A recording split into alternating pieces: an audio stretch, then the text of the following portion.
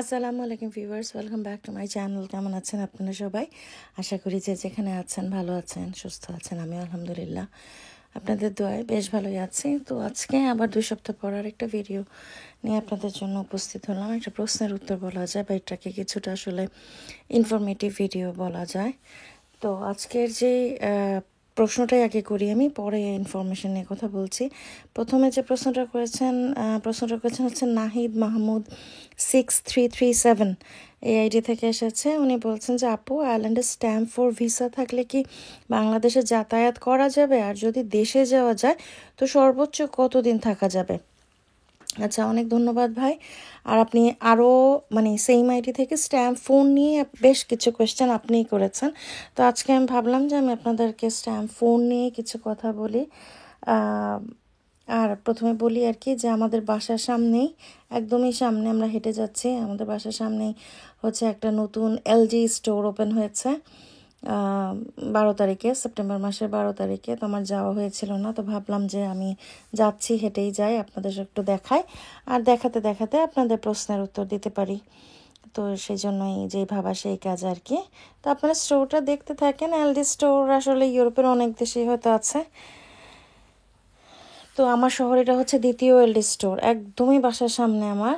তো খুবই হ্যান্ডি আর কি। এখন আর গ্রসারি করার জন্য অত বেশি দূরে যাওয়া দরকার নেই, জাস্ট রাস্তা ক্রস করে গেলে বাজার করা যায়, এরকম আর কি একটা অবস্থা।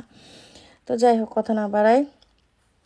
আচ্ছা, আপনার যে প্রশ্ন নাহিদ ভাই, সেটা হচ্ছে যে আয়ারল্যান্ডে আসলে নানা ধরনের স্ট্যাম্প আছে, ঠিক আছে? 1, 2, 1A, 3, 4, 5 এই পর্যন্ত হচ্ছে স্ট্যাম্প আছে। হ্যাঁ, তো এইগুলো স্ট্যাম্পটা মিন করে আপনার স্ট্যাম্প দিয়ে বোঝা যাবে যে আপনি কোন স্ট্যাটাসে আয়ারল্যান্ডে আছেন। যেমন আপনি যদি স্টুডেন্ট হিসাবে আয়ারল্যান্ডে থেকে থাকেন, আপনার স্ট্যাম্পটা কিন্তু হবে স্ট্যাম্প 2, ঠিক আছে? ডিপেন্ডেন্ট হিসেবে আসলে জেনারেল ওয়ার্ক পারমিটদের যে ডিপেন্ডেন্ট হয় তারা পায় স্ট্যাম্প 3, কিন্তু যারা ক্রিটিক্যাল স্কিল ওয়ার্ক পারমিটে এসেছেন তাদের ওয়াইফরা আবার কিন্তু পায় 1G। তো এই ধরনের নানান ধরনের স্ট্যাম্প আয়ারল্যান্ডে আছে। তো স্ট্যাম্প 4 যেহেতু আজকে আমি স্ট্যাম্প 4 নিয়ে কথা বলছি, সেটা নিয়েতেই থাকি, অন্যগুলোয় না যাই। এগুলো আসলে অনেক বড় টপিক। হ্যাঁ, 8-9 মিনিটের ভিডিওতে এত কিছু বোঝানো যায় না।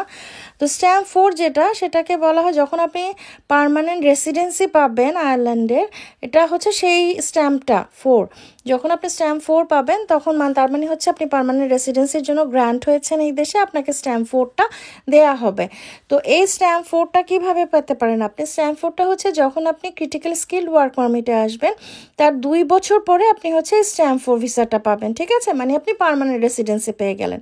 এটার মানে কি, এই জন্য স্ট্যাম্প 4টা পাওয়ার পরে আপনার এই দেশে কাজ করতে কোনো ধরনের ওয়ার্ক পারমিটও লাগবে না। মানে আপনি যেমন একটা স্কিল ওয়ার্ক পারমিটে এসেছেন, ওটা কিন্তু আপনার ওয়ার্ক পারমিট, ঠিক আছে?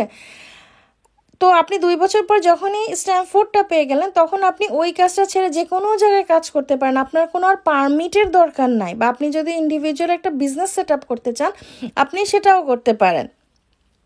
তো এটা হচ্ছে আইরিশ রেসিডেন্ট, পার্মানেন্ট রেসিডেন্সিটাকে বোঝানো হয় স্ট্যাম্প 4 দিয়ে। আবার যদি আপনি বলেন যে আমি তো জেনারেল ওয়ার্ক পারমিট এসেছি, আমি কি স্ট্যাম্প 4 পাবো না? জি, আপনি অবশ্যই স্ট্যাম্প 4 পাবেন, কিন্তু সেটার জন্য আপনাকে সময় লাগবে 5 বছর। আপনি যখন 5 বছর একটা ওয়ার্ক পারমিটের আন্ডারে থেকে ফেলবেন, জেনারেল ওয়ার্ক পারমিটের আন্ডারে, তারপরে আপনাকে হচ্ছে স্ট্যাম্প 4টা ইস্যু করা হবে। আর সিটিজেনশিপের ক্ষেত্রে তখন আপনার ওই স্ট্যাম্প 4টা কাউন্ট করা হয় যে আপনি 5 বছর এখানে লিগেল রেসিডেন্স হিসাবে ছিলেন। তো যেটা হয় যে জেনারেল ওয়ার্ক পারমিটে থাকার পরে আপনি 5 বছর পর যখন স্ট্যাম্প 4 পান, তখনই আপনি কিন্তু স্ট্রেট ওয়েতে ন্যাচারালাইজেশন বা সিটিজেনশিপ বা আইরিশ পাসপোর্ট যেটাই বলি, সেগুলোর জন্য অ্যাপ্লাই করে দিতে পারেন, ঠিক আছে? আর যদি আপনি ক্রিটিক্যাল স্কিল ওয়ার্ক পারমিটে এসে থাকেন, 2 বছর পরে আপনি স্ট্যাম্প 4টা পেলেন, আইরিশ পার্মানেন্ট রেসিডেন্সি পেলেন, তারপরেও কিন্তু আপনাকে 3 বছর এখানে থাকতে হবে। মোট কথা, সিটিজেনশিপের জন্য আপনাকে আয়ারল্যান্ডে টোটাল 5 বছর রিকনেবল রেসিডেন্সিতে থাকতে হবে, যেটা কিন্তু স্টুডেন্ট হিসেবে আপনি যদি 10 বছরও থেকে ফেলেন, আপনার কিন্তু এটা কাউন্ট হবে না।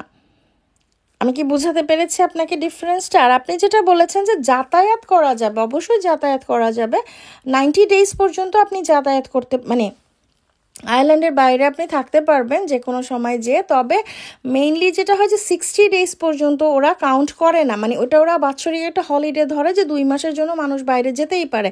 বাট যখনই আপনি 3 মাস থেকে ফেলেন বা আপনার কোনো কারণে হয়তো আর একটু বেশি লম্বা সময় দেশে যেয়ে থাকা দরকার বা কোনো কিছু, তো তখন ওইটা আবার হবে কি, ওইটা আপনার ডিডাক্ট হতে থাকবে। মানে আপনি যখন পাসপোর্টের জন্য অ্যাপ্লাই করবেন, ওই যে আপনি প্রতি বছর বেশি সময় যে থেকেছেন, আপনার দিনগুলা কমে গেছে, তাই না? তো ওইটা আপনাকে ফুলফিল করে তারপরে হচ্ছে আপনাকে পাসপোর্টের অ্যাপ্লাই করতে হবে। এইটাই হচ্ছে তফাৎটা, এছাড়া আর কোনো কথা এখানে থাকে না, মানে ঝামেলা নাই। আর স্ট্যাম্প 4টা যদি আমি বলি যে আপনাদের যদি মনে কোয়েশ্চেন থাকে যে আমি স্ট্যাম্প 4 পাইলাম, এখন কি আমি সোশ্যাল সব বেনিফিটের জন্য অ্যাপ্লাই করতে পারবো, সেটার উত্তর হচ্ছে জি। আপনি একজন আইরিশ সিটিজেনের মতোই আপনি সোশ্যাল সব কিছুর জন্য অ্যাপ্লাই করতে পারবেন যদি আপনার স্ট্যাম্প 4 থাকে। আপনি বিজনেস করতে পারবেন, আপনার কোনো ওখানে কাজ করতে কোনো পারমিশন দরকার হবে না, কোনো ওয়ার্ক পারমিট দরকার হবে না। তো এগুলাই হচ্ছে স্ট্যাম্প 4-এর মেইনলি সুবিধাটা। আর অবশ্যই আপনি যখন পাসপোর্টের জন্য অ্যাপ্লাই করবেন তখন তো এটা কাউন্ট হবে। তো সব মিলিয়ে আর কি এটা খুবই, কি বলবো আর কি, আসলে একটা পার্মানেন্ট রেসিডেন্সি থাকা মানে যে কোনো একটা দেশের যে আপনি একটা রিল্যাক্সে ভাবে থাকছেন। এখন আপনি বলতে পারেন যে এটা আমি কতদিন, এটা কি রিনিউয়েবল না একবারে দিয়ে দিবে আমাকে? এইটার উত্তর হচ্ছে যে প্রথমে আপনাকে 2 বছরের পার্মানেন্ট রেসিডেন্সি দেওয়া হবে। যদি আপনি মানে দেখা গেল যে আপনি 2 বছর ক্রিটিক্যাল স্কিল্ড ওয়ার্কারের আন্ডারে ছিলেন, তারপরে হচ্ছে আপনাকে স্ট্যাম্প 4 দেওয়া হলো, তো সেটা কি একবারে 5 বছরের জন্য দিবে না, সেটা আপনাকে 1 বছরে 5 বছরের জন্য দিবে না, সেটা প্রথমে আপনাকে 2 বছরে দিবে, তার পরবর্তীতে আবার রিনিউ করে 3 বছরের জন্য নেবেন। তো অলটুগেদার আপনি যখন 5 বছর হয়ে গেল, তারপর তো আপনি অটোমেটিকই তো আপনি পাসপোর্টের জন্য অ্যাপ্লাই করছেন। আর যারাই ওয়ার্ক পারমিটে আসে তাদের প্রথম দিন থেকেই কিন্তু এখানে যে থাকাটা, সেটা রিকনেবল রেসিডেন্সি হিসেবে কাউন্ট হয়। ওটা আপনাকে কেউ না করবে না যে আপনি যে আগে 2 বছর ছিলেন সেটা আপনার বাদ দিতে হবে, যেটা স্টুডেন্টদের ক্ষেত্রে কিন্তু বাদ দিতে হয়। ঠিক আছে, আমি বোঝাতে পেরেছি কথা?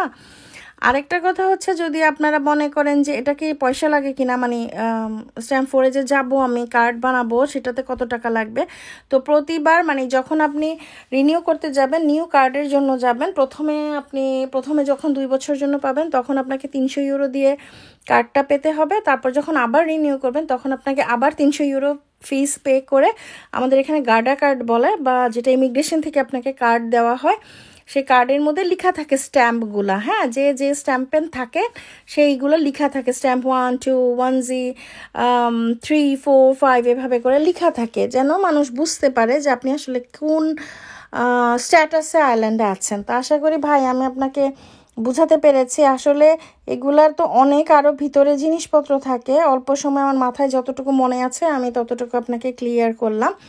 আর আশা করি আপনাদের যদি আর কোনো প্রশ্ন থাকে স্ট্যাম্প সম্পর্কিত করতে পারেন, কোনো অসুবিধা নাই। তবে আমি একটা কথা বলবো যে আপনারা ভিডিও দেখে ভালো মতন ভিডিও দেখে তারপর প্রশ্ন করবেন। আরেকটা কথা হচ্ছে যে আমাকে অনেক সময় যেই প্রশ্নটা করা হয়, অল্প সময় যেহেতু আমাকে উত্তর দিতে হয়, আমি অতটুকুর উত্তর দেওয়ার চেষ্টা করি, ঠিক আছে? কিন্তু আপনারা প্রশ্ন একরকম করেন, ওইটার প্রেক্ষিতে আমি যে উত্তরটা বলি তখন আপনারা বলতে আসেন যে রং ইনফরমেশন দিচ্ছেন কেন। তো আমাকে যেটা প্রশ্ন করা হয় আমি অতটুকুর উত্তর দিই, যেটা আমাকে আপনারা জিজ্ঞেসই করেন নাই শুধু শুধু আমি সেই কথাটা টেনে এনে সেটারও কিন্তু উত্তর দিব না।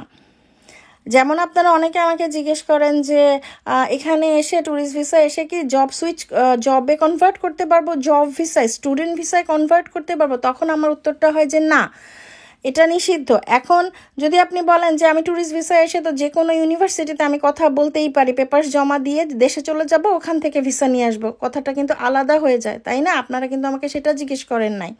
তো যাই হোক, একটু ক্লিয়ার করে প্রশ্ন করবেন। আর আজকে বিদায় নিব, নতুন প্রশ্ন থাকলে আবারও করতে পারেন, আবার আসবো নতুন ভিডিও নিয়ে। আজ তাহলে আসি, আল্লাহ হাফেজ।